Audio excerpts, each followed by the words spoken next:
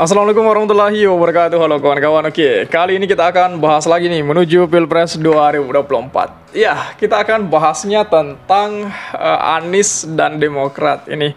Apakah ada CLBK di sana atau memang Demokrat lebih kepada mempertahankan ego atau sebagainya atau apalah gitu istilahnya. Tetapi kawan-kawan, ini sangat menarik sekali. Kita bisa lihat di judul pertama bahwa Ahmad Sahroni sebut Anies Baswedan sempat telepon AHY, tapi tidak diangkat pada saat itu. Ketika ingin membicarakan mengenai masalah cawapres yang dipilih adalah Caimin itu. Tetapi Pak AHY tidak mengangkat telepon dari Anies Baswedan. Kemudian yang kedua, Anies ungkap puncak perbedaan cawapres, bahkan rapat buntu sampai gebrak meja itu. Yang jelas di rapat itu pasti Nasdem dan Demokrat kan.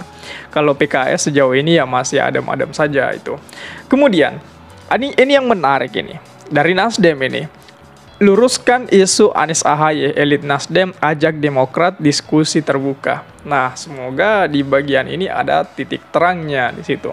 Meskipun banyak sekali yang menginginkan ada terjadinya pasangan Anies AHY, tetapi demi pemenangan, demi semacam kemenangan itu diperlukan. Kalkulasi Pak Surya Paloh itu bilang bahwa kemenangan yang dibutuhkan di sini wilayah Jawa Timur, wilayah Jawa Tengah, Anies itu lemah. Maka dari itu dengan masuknya PKB, saya pikir Surya Paloh melihat itu secara ini yang terbaik ini. Apalagi ditambah lagi dengan PKB yang sejauh ini sudah 1 tahun digantung oleh Gerindra. Jadi wajar saja jikalau PKB betul-betul ingin memantapkan diri maju di Pilpres 2024 dengan menerima pinangan dari Nasdem ataupun Anies itu. Coba kita lihat apakah akan ada tawar-menawar kembali, akan kembali CLBK antara Anies dan Demokrat. Coba kita lihat lebih jauh lagi kawan-kawan.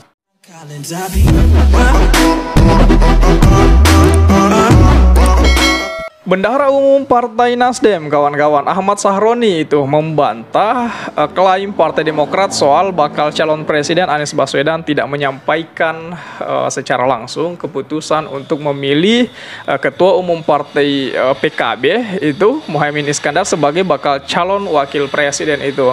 Menurutnya, Pak Anies ini sempat menelpon Ketua Umum Partai Demokrat yakni Pak Agus Harimurti Yudhoyono, namun tak diangkat oleh Pak Agus. Jadi di sini saya hanya bisa melihat itu hanya ada diskomunikasi antara Anies Baswedan dengan Demokrat itu. Dalam laporan utama majalah Tempo edisi Ahad 3 September 2023, Deputi Badan Litbang Partai Demokrat Sahrial Nasution membenarkan ada permintaan dari Sudirman untuk bertemu dengan AHY itu. Pak Sudirman menyampaikan keinginan Anies untuk bertemu dengan AHY itu. Permintaan Anies bertemu dengan Mas Agus itu memang ada, tetapi ditolak, kata Pak Sahrial itu. Mendapat penolakan dari Demokrat, deklarasi pasangan Anies Muhaimin digelar di Hotel Majapahit, Surabaya, Jawa Timur pada Sabtu tanggal 2 September kemarin, kawan-kawan. Ya, Pak Ahmad Sahroni menyatakan proses komunikasi tersebut sudah dijajaki sejak awal, namun pada saat kebuntuan tentang pemilihan bacawa pres, Anies dan tim 8 menyerahkan ke partai politik. Dan perlu kita lihat juga di sini, sebenarnya ada kesalahan dari tim 8 ini. Ada komunikasi yang tidak tersampaikan dalam tim 8 ini, kawan-kawan, sehingga membuat runyam masalah itu, kawan-kawan. Nah, maka dari itulah Pak Surya Paloh mengambil desidens itu keputusan Caimin sebagai cawapres itu. Jadi tidak ada isu, tidak ada komunikasi, bohong itu. Ada komunikasi, namun jika ada yang mengatakan bahwa komunikasi tidak ada, itu bohong katanya itu. Nah, kemudian Pak Anies ungkap puncak perbedaan cawapres, rapat buntu sampai gebrak meja itu. Nah, Rapat berlangsung panas dan diwarnai aksi gebrak meja oleh peserta yang menjelaskan peristiwa itu terjadi pada Selasa tanggal 29 Agustus itu. Menurutnya terjadi perbedaan pandangan antara utusan Demokrat dengan Nasdem pada tim 8. Demokrat ingin nama AHY sebagai bakal cawapres segera dideklarasikan, sementara Nasdem tak ingin deklarasi segera itu. Ya pasti Nasdem berhitung juga itu. Jadi wajar jikalau Nasdem melihat dulu apakah dengan AHY potensial kemenangannya lebih besar atau seperti apa. Jika kita mengarah pada konsep perubahan, jujur, saya pribadi sangat setuju jika Pak Anies dipasangkan dengan AHY. Karena konsep perubahannya itu dapat sekali dalam diri Pak AHY itu. Tetapi jika dari Nasdem menginginkan adanya kemenangan, melihat bahwa kekurangan mereka sehingga mengambil PKB, saya juga tidak bisa salahkan Nasdem itu. PKB betul-betul dibutuhkan dalam koalisi perubahan untuk pemenangan itu. Jadi inilah yang kemudian saya pikir belum dianalisa oleh Demokrat. Meskipun sudah dianalisa, tetapi ya kembali lagi komunikasinya yang blunder di wilayah itu, komunikasinya yang bermasalah di wilayah itu.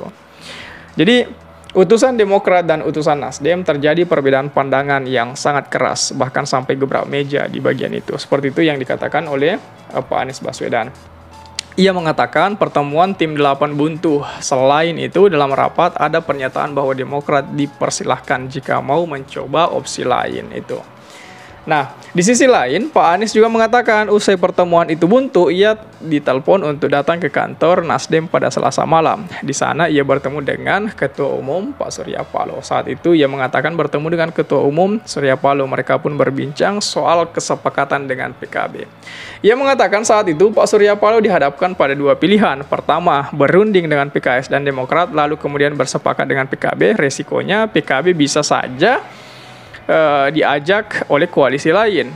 Kemudian yang kedua, langsung membuat keputusan dengan PKB. Risikonya PKS dan Demokrat bakal merasa dilewati karena tidak diajak bicara. Menurutnya Surya Paloh memilih opsi ini. Jadi dari ijtima itu Pak Surya Paloh mengatakan oke, kita sepakati dulu dengan PKB, kita amankan dulu PKB, barulah kemudian kita berunding dengan Demokrat dan PKS itu supaya jalannya lebih cepat itu. Mungkin seperti itu yang dikalkulasinya oleh Pak Surya Paloh itu. Kemudian malam itu, Pak Anies dan utusannya di tim 8 mengontak utusan PKS dan Demokrat untuk bertemu. Namun hingga dini hari tidak ada jawaban. Maka wajar saja jika dilakukan langsung deklarasi itu. Kemudian ingin meluruskan isu soal Anies AHY. Partai Nasdem, elit Nasdem ajak Demokrat diskusi terbuka itu. Jadi Bendahara Umum Partai Nasdem Ahmad Sahroni mengurungkan niat membuat laporan polisi terhadap Ketua Majelis Tinggi Partai Demokrat, yakni Pak SBY itu ke Barreskrim Polri atas dugaan berita tidak benar dan kegaduhan-kegaduhan yang ditimbulkan akibatnya. Berita itu tertuju pada kabar adanya kesepakatan atau komitmen menduetkan Anies dan AHY itu sebagai capres-cawapres. Kendati batal buat laporan polisi, Sahroni berharap agar kejadian ini tidak menimbulkan kegaduhan berlarut di publik. Apalagi Pak Sahroni ini bersikuku bahwa terdapat kekeliruan dalam informasi yang disampaikan oleh Pak SBY. Sahroni khawatir ketidakbenaran informasi ini menimbulkan kebencian tidak berdasar di publik itu. Sebab itu, untuk meluruskan isu tentang duet Anies AHY, Sahroni mengajak Partai Demokrat untuk berdiskusi secara terbuka itu, secara kekeluargaan itu. Nah, ini yang saya pikir bakalan menimbulkan tawar-menawar lain itu. Dan menariknya di bagian ini karena bisa saja ya keputusan kembali diambil oleh Demokrat untuk kembali bersanding, kembali memajukan Anies. Jadi jika Demokrat bergabung, maka akan ada 4 partai yang bakal mengusung Anies Baswedan. Ini mengerikan sekali ini.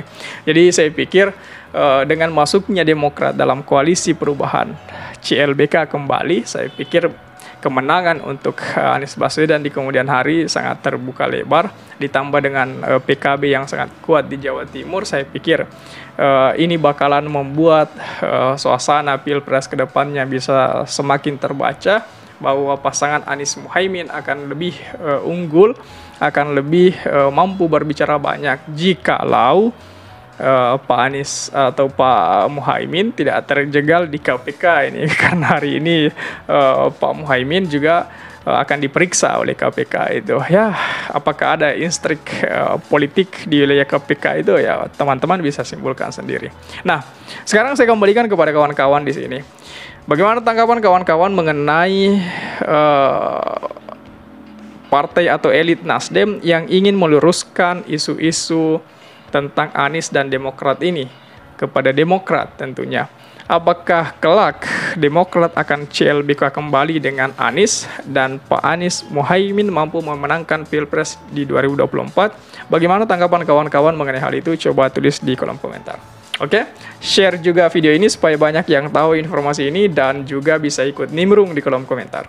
Oke kawan-kawan, jadi saya pikir itu saja dulu. Terima kasih telah tiba di sini. Jangan lupa subscribe agar tidak ketinggalan pada video selanjutnya. Sekali lagi terima kasih dan wassalamualaikum warahmatullahi wabarakatuh.